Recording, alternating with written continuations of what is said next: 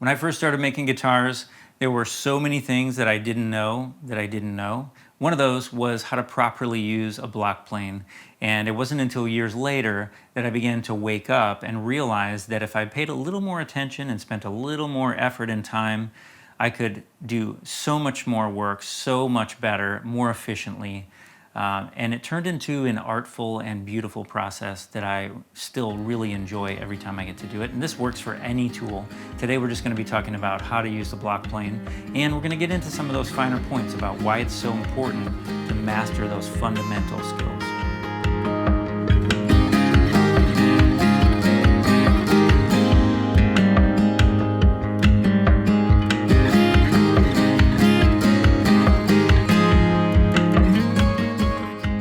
Hey, my name's Tom Bills. Thanks for stopping by to check out this video.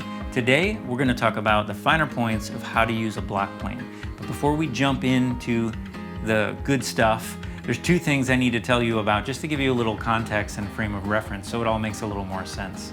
So the video you're about to see is from what we call our Q&A jam session. We do this every month. It's part of the Luthier's Edge, which is my online guitar making school, where we get together and live stream here from my workshop, and I answer questions and help people with problems they're dealing with, and we have some great conversations. And the question that was asked for this one that you're about to see was how to use the block plane. A lot of other great topics relating to the block plane and the importance of mastering those fundamental skills came up, and I felt like it was an important one to share here with you guys. So I think you're going to enjoy it. The second thing is you'll hear me mention Eugene a lot, and just so you can understand that Eugene Clark was my biggest mentor when I was learning guitar making. And so I mention him all the time because I'll forever be grateful for how much he taught me. And so I just wanted to mention that so when you hear me talking about Eugene this and Eugene that, you can understand who he is. If you don't know about him, you can probably Google around online a little bit. He was a true master luthier, an amazing guy, and just was a good friend too. So anyway, I think that wraps it up, and I think we're ready to get started. So let's go check out the video on how to use a block plane. I think it was Eugene who told me the thing about an Olympic athlete that separates him from another guy who's fast is the Olympic athlete has mastered the basics. You know, and some people are fast and they can do some tricks and do some tricky stuff and maybe get some better shoes or whatever, but none of that is going to compete with somebody who is mastered and refined those basic things to a point that it is just it's just unbelievable. You know what I mean? And so that goes for all these things too. And it really is fun because when you're doing something that could otherwise seem mundane, carving the neck, you know, focusing on your technique, like we just talked about, of carving that neck in different ways. And maybe I didn't say this, but maybe check your body mechanics, the way you're standing, or how your feet are planted on the ground. Where are your hips? How close are you to the bench? Do you have your shoulders back like this, or are you going down like this? You know, there's a lot of things. Like, get that strong foundation. Most of the basic woodworking maneuvers need feet firmly planted. Eugene always used to say, grab the ground with your toes like a tiger. And I don't know, when I got back from that, I told my wife that, and so she's always made fun of me. Like, if I'm saying, man, I'm having trouble with whatever, and she'll be like, are you using the tiger stance and gripping the ground with your toes? Inside joke, I guess. But so before I go on too much about that, we'll talk about the block plane a little bit. So first of all, before I even go to the plane, I want to talk about holding the work. So I use this little guy a lot. I don't know if you guys have seen this before, but I think they call it a Wonder Dog. It's a Veritas tool. They make such cool things. But it's such a neat little thing because I can put it in the dog holes here. It's a little bit off the edge. Maybe I'll show you in this one first. So I can just pop this into a dog hole anywhere on the bench, and then I can turn it. It's a little harder on this one. I use it on the end ones where this little crank is like off the bench. But anyway, you can screw this and it becomes like a little vise on the table. So this is one way I might typically do that, is I pop it into this dog hole, push this one up a little, so I can quickly just put a little pressure on that and hold this piece, you know, in whatever orientation. Let's do it this way maybe. See, so it's just like such a handy little place little thing for doing stuff like this. Step one, make sure you hold the work properly. That is number one for any kind of this. Another thing I do is, if you've seen the course on building the workbench, you know that this is a Rubo style bench. So the center part here can raise and lower. And, you know, typically when I made the bench, I made it so that this whole piece comes out, and then you slide it over and it actually, you know, kind of raises and then kind of locks in so that it's standing up. But the problem is that I always have junk on here like I do right now, my computer and all the stuff sitting here. So the way, the cheat way that I always do it is I just grab something, you know, like maybe even a file or whatever, and I just pop this end up, and then I shove it underneath there like that. It's just so that it just holding this end up without, so I don't have to stop and move everything on the other side. Anyway, so then this is another way to use a quick holding apparatus on here, so you can do some planing or whatever. And this is super, super handy to be able to do that kind of thing too. Okay, so then when it comes to adjusting the cut, there's a couple things. So if you're using a plane like this, this is just a simple Stanley, like the cheapest Stanley plane. And this one has, you know, it has a wheel here to adjust how deep that blade's going through. This little setting here is going to adjust the tilt of the blade in the base. You probably can't see that moving, but it's moving quite a bit. I just moved it a lot.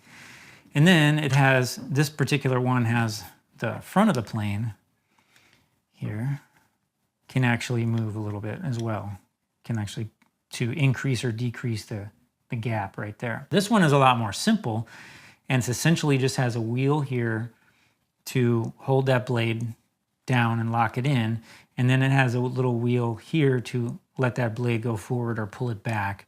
The opening is not adjustable on this particular one. And so if you're gonna have to adjust the tilt, there's enough play in it that you can sort of just move that very subtly left and right to adjust the tilt. And you'll know if you need to adjust the tilt if you make a cut and on one side it's cutting a deeper groove, and then the other side it's not, you know, so the blade gets slanted over and then it's cutting deeper on one side than the other. Then you're gonna wanna adjust that and get it set in the middle.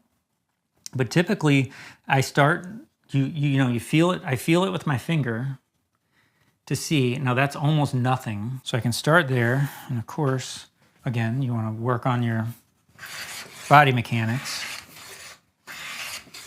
So you cut and then you pull back. That's the key thing. We've talked about this with cutting fret slots, and we've talked about this with many things, probably filing. This is just such a key thing. Sanding even. It's never rubbing.